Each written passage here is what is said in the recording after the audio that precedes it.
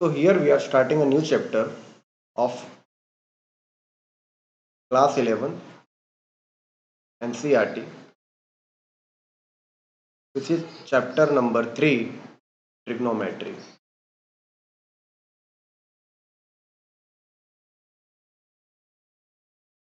तो इस चैप्टर में हम ट्रिग्नोमेट्री सीखने वाले हैं 10th के बेस के। अब 10th के बेस में हमने जो सीखा था उसी ट्रिग्नोमेट्री का फर्दर यूज और फर्दर इक्वेशंस हम इस ट्रिग्नोमेट्री में सीखने वाले हैं।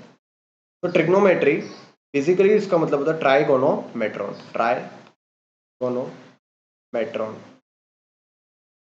ट्राई यानी 3 और मेट्रो यानी साइड और मेट्रॉन यानी मेजरमेंट, यानी 3 साइड का मेजरमेंट यानी ट्रिग्नोमेट्री होगी। तो ट्रिग्नोमेट्री हम इस चीज की लर्निंग को कह सकते हैं जिसमें हम 3 साइड यानी ट्राइंगल के मेजरमेंट का अभ्यास करने वाले होंगे। तो चलिए देखते हैं। तो सबसे पहले इसमें एक शब्द आ रहा है जिसे हम कहते हैं ट्राइंगल। तो पहले ट्राइंगल के बारे में अभ्यास करें। तो एक जियोमेट्रिक क्लोज शेप होता है जिसे हम ट्राइंगल कहते हैं। ये होता है ट्राइंगल। देखिए 1 ये है ट्राइंगल। ट्राइंगल में 3 साइड, देखो side number 1, side number 2 and side number 3। इसके 3 साइड, इसके 3 angle, angle 1, angle 2, angle 3, 3 angle और 3 साइड। याद रखिए इसमें 2 साइड की जो लेंथ है, यानी देखिए अगर मैं करता हूँ length 1 plus length 2 which is always भी ग्रेटर देन, 2 लेंथ का एडिशन हमेशा थर्ड लेंथ से बड़ा ही होने वाला है। कोई भी थर्ड लेंथ से लो, ये हर ट्राइंगल के लिए लागू पड़ने वाला नियम है। प्लस दूसरा जो लो आपको समझना है वो ये है कि ट्राइंगल में जो एंगल होते 3 एंगल, यानी angle 1 plus angle 2 plus angle 3, कोई भी ट्राइंगल उसमें 3 एंगल का जो एडिशन होगा वो 180 ही होगा। ये होता है ट्राइंगल के कितने बेसिक गुणधर्म। तो देखिए अब इसमें हम जो ट्राइंगल से अभ्यास करते हैं बेसिक मोस्ट ऑफ ट्रिग्नोमेट्री में, वो होता है right angle triangle. Right angle triangle कुछ इस तरह से होता है जिसमें एक राइट एंगल होता है और राइट एंगल यानी उसका मेजरमेंट होता है 90 डिग्री का, ए बी एंड सी। तो ये होता है राइट एंगल ट्राइंगल। अब देखिए कितनी साइड है, 1 2 एंड 3, 3 साइड है। तो कितने तरह के परम्यूटेशन बन सकते हैं, यानी हम कितनी तरह के अरेंजमेंट कर सकते हैं, उस हिसाब से हम ट्राइंगल को नाम देंगे। चलिए देखते हैं।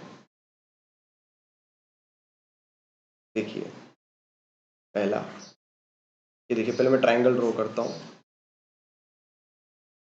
ए बी एंड सी, ये है हमारा बेस, ये है परपेंडिकुलर और ये है हाइपोटेन्यूस। तो देखिए पहले बेस अपॉन हाइपोटेन्यूस, ऐसे भी हो सकता है, उल्टा भी हो सकता है इसका कि हाइपोटेनियस अपॉन बेस। थर्ड इस तरह से हो सकता है कि परपेंडिकुलर अपॉन हाइपोटेनियस, उसका उल्टा भी हो सकता है कि हाइपोटेनियस अपॉन परपेंडिकुलर। फिर फोर्थ ये भी हो सकता है कि परपेंडिकुलर अपॉन बेस, और सिक्स उसका उल्टा हो सकता है कि बेस अपॉन परपेंडिकुलर। अब देखिए 6 काइंड ऑफ रेशियो बने, इसके अलावा कोई 7वां रेशियो हमें मिलने वाला नहीं। और ट्रिग्नोमेट्री में हम इन 6 रेशियो का ही अभ्यास करते हैं। तो देखिए बेस अपॉन हाइपोटेन्यूस, पहले तो हम देखते हैं कि थीटा, इस चीज को हम कहते हैं थीटा, यानी साइड जहां से हम एंगल मेजरमेंट कर रहे हैं। जैसे कि अगर मैं यहां से थीटा ले रहा हूं, तो ये रहा बेस और ये रहा परपेंडिकुलर। तो हम ये भी कह सकते हैं कि एडजॉइंट, अगर हम थीटा के तो हिसाब से कहें तो ये हो जाएगा एडजॉइंट और ये हो जाएगा अपोजिट, और हाइपोटेनस तो हाइपोटेनियस ही रहेगा। अब देखिए बेस अपॉन हाइपोटेनियस यानी एडजॉइंट अपॉन हाइपोटेनियस। देखिए अगर थीटा के पास की भुजा हो और हाइपोटेनस, तो जो रेशियो आता है उसको हम कहते हैं cos theta. Cos theta is equal to base upon hypotenuse, और उसका उल्टा हाइपोटेनियस अपॉन बेस हो तो हम उसे कहेंगे सीक थीटा। सीक थीटा यानी hypotenuse upon base.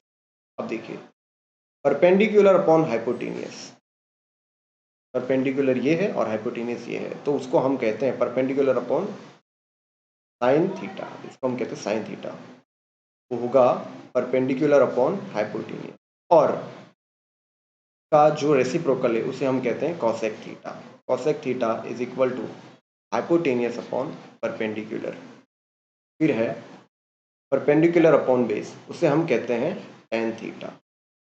Tan theta होता है परपेंडिकुलर अपॉन बेस, उसका व्यस्त यानी रेसिप्रोकल वो होता है कॉट थीटा, वो होगा बेस अपॉन परपेंडिकुलर। और ध्यान से देखिए यहाँ पे कि जो भी रेसिप्रोकल है उन सबका अगर जब हम मल्टीप्लिकेशन करेंगे हमें 1 आएगा।